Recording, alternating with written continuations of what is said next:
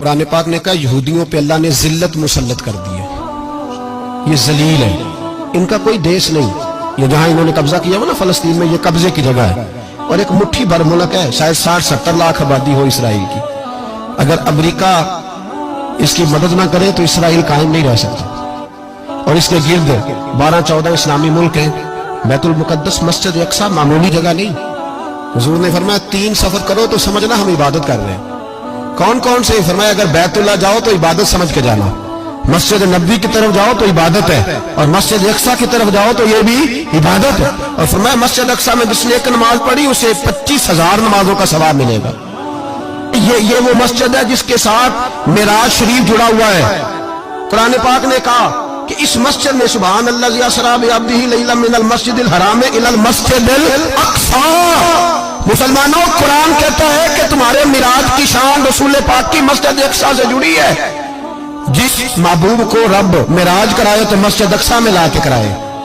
وہ جگہ معمولی جگہ ہے، وہ معمولی جگہ ہے مسجد اقصی۔ نبی پاک نے وہاں نبیوں کی امامت کرائی، 17 مہینے اس مسجد کی طرف منہ کر کے تیرے اور میرے رسول نے نمازیں پڑھی۔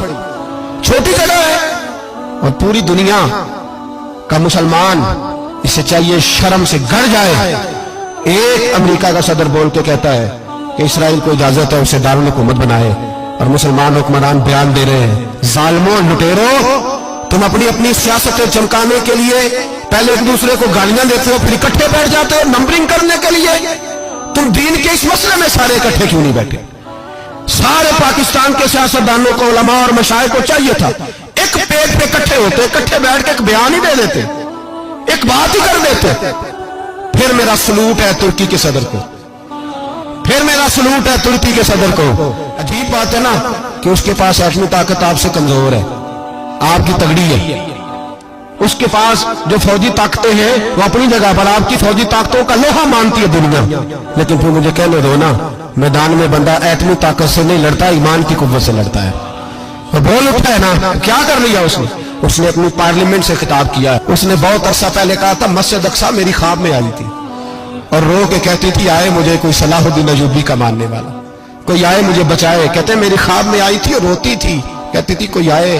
اور ایک شاعر نے کہا ہے مسجد اقصی نبی پاک کو بھی بلاتی ہے، کہتی ہے ایک بار پھر طیبہ فلسطین میں آ، راستہ دیکھتی ہے پھر مسجد اقصی تیرا، ایک بار پھر سے طیبہ سے فلسطین میں آ، راستہ دیکھتی ہے پھر مسجد اقصی تیرا۔ کوئی بولا ہی نہیں اتنا مقدس مقام، چھوٹے چھوٹے بیان، اور کہیں اکٹھے ہو جاؤ، پیش گوئی کر رہا ہوں بڑی جلدی اس امریکہ کو لوگ ٹوٹتا ہوا دیکھیں گے، اس سے بکھرتا ہوا دیکھیں گے، اس سے لرزتا ہوا دیکھیں گے، اس لیے کہ مقابلے رب رسول سے اتنے آسان نہیں۔